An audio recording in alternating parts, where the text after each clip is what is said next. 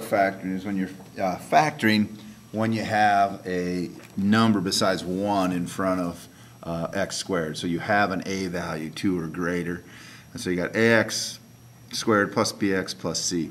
When you're factoring this kind of trinomials, you are going to have to look at the factors of a and look at the factors of c. And it's basically a game.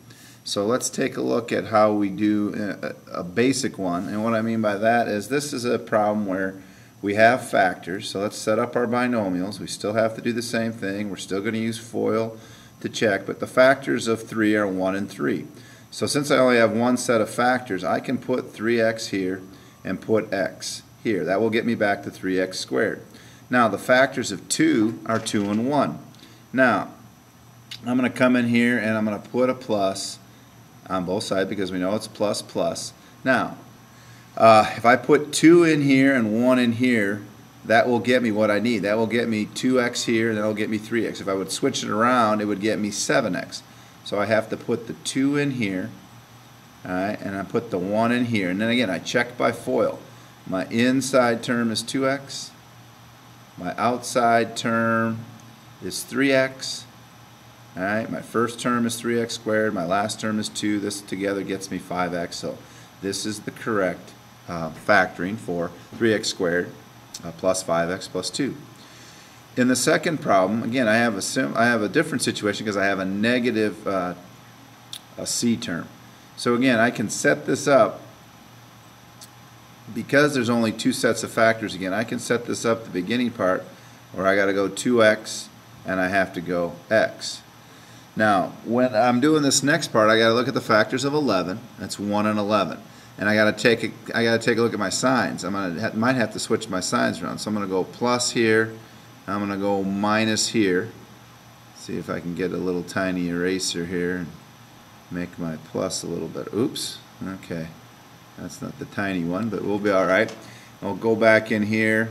All right. We got x over here. We're going to have 2x over here. All right. Plus. Now, let's look at it. If I put 11 in here, and I put 1 in here. Okay, those are the only factors for 11. The middle term here is going to be 11x. My outside term is going to be a negative 2x. That will not get me back to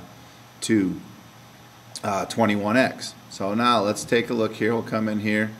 This might be the smaller eraser. Yes, that's the one I want. Now I'm just going to switch I can switch my numbers around. So now I'm going to come in here.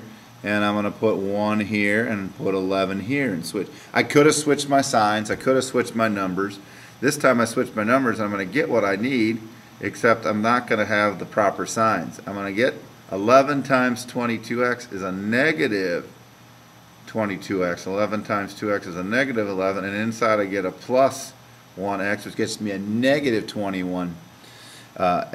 I need a positive 21x, so I got to do one thing. I just got to switch my signs. So anytime you get an opposite of your b term, then all you have to do is you leave your factors where they're at and you switch your signs. So now I'm going to make this a plus on this side, a minus here, and this will make this a plus 22. It'll make that a minus 1x, which will get me back to plus 21x. All right. Now, the next 2 problems, we are going to solve the equation by factoring. So all we had to do with those first 2 is factor. Now we got to factor and then use the zero product property. Now this one's going to be a little bit more difficult because now let's take a look here. What we have all these different factors. Now I'm going to show you a couple different techniques. For 8, you got 1 and 8 and you got 2 and 4. I typically start with the ones that are closest together. So I'm going to put 4x in here, put 2x here. Other one, you got 1 and 15 and 5 and 3. So I'm going to put 5 in here and put 3 over here. Now I'm going to rewrite that again with the same factors. I'm going to put 4x here. I'm going to put 2x over here. But I'm going to switch the 3 and the 5 around.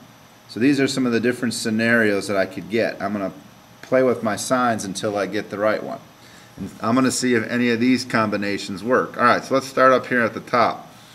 If I put plus here and minus here, what does that get me? It gets me an inside term of 10x. Okay, positive 10x gets me a negative 12x. No, that will not get me to negative 14. So I'm going to erase those signs and switch them. So now I'm going to come around here and I'm going to make this a negative, make this a negative here, make this a positive here, and in the same situation, check my middle term. I got negative 10x, I got positive 12. That's not going to work. So this first one will not work. So I'm just going to get rid of it. Okay. Now I want to check this one here. Now this is starting to look better because I have 5 times 4, which is 20. I got 3 plus 2, which is 6. Well, 20 minus 6 is 14. So I need a negative. So I'm going to make this be the negative, this be the positive, and voila, I have my factored trinomial. Okay, but now I need to set this again. This is set equal to 0. I'm going to solve the equation by factoring. So again, I take 4x squared plus 3 is equal to 0. So 4x is equal to a negative 3, and x is equal to a negative 3/4. So negative 3/4 is one of my solutions for my quadratic. And then 2x is equal to 5. Right? And then x, when I divide by 2, is equal to 5/2. So those are my two x-intercepts for my quadratic equation. All right, in the last problem I have here, it's not in standard form. So I need to put this problem into standard form before I solve. So I would always suggest you try to keep your x squared term positive. So in this case, I'm going to take every single thing over here. I'm going to take a negative 27. I'm going to take a positive 3x. I'm going to take a positive 2x squared to both sides. And so what I end up getting is I end up with 6x squared, all right, plus 9x, all right, minus 27. All right, now one thing you'll notice here, if you can ever do this, you want to try to do this, it'll make the factoring simple. If I try to factor this right now, I have two sets of factors for 6, 2 and 3, 6 and 1. I got two sets of factors for 27, 1 and 27, 9 and 3. 1 and 27 is probably not going to work to get back to a 9x. So I really only have one set of factors, but I can simplify this trinomial by factoring out a common factor. If you look at 6, 9, and 27, is there a number that goes into them? And the answer is 3. 3 will go in there. So what I'm going to do is I'm going to factor out a 3, and I'm going to simplify my trinomial here. So I get I get 2x squared plus 3x, all right, minus 9 is equal to 0. Okay, so I factored out a 3. I've made this trinomial easier for me to factor. Now I can come in here and go 2x, all right, and then over here I can go x. All right, now my factors for 9 are 9 and 1 and 3 and 3. So we can pick either one of those to try to get back. Let's try 3 and 3. All right, and then I'll just have to flip my signs. All right, let's put 3 and 3 in here. If I got here, I got 3x, I got 6x. That's what I'm going to want. I'm going to need 6 minus 3. So I'm going to make this my plus and this my minus. And that's where factoring helps you out. It simplifies the quadratic where you don't have as large a numbers and as many factors as you would have if you would have tried to factor 6x squared plus 9x minus 27, which you still could factor and still get to the correct answer. All right, set this equal to 0. Now 3 is not equal to 0, so I don't have to worry about the 3 when I'm solving my quadratic, but 2x minus 3 is equal to 0, so 2x is equal to 3, x is equal to 3/2 then. So 1.5 is one of my, and then it's over here I have x plus 3 is equal to 0, so x is equal to a negative 3, again using the zero product property to solve those. So my answer to my quadratic is x is equal to 3/2, x is equal to a negative 3. So that is factoring ax squared plus bx plus c. You got to make sure you read the instructions, whether they're asking you to factor or whether they're asking you to solve the equation by factoring. It's a game.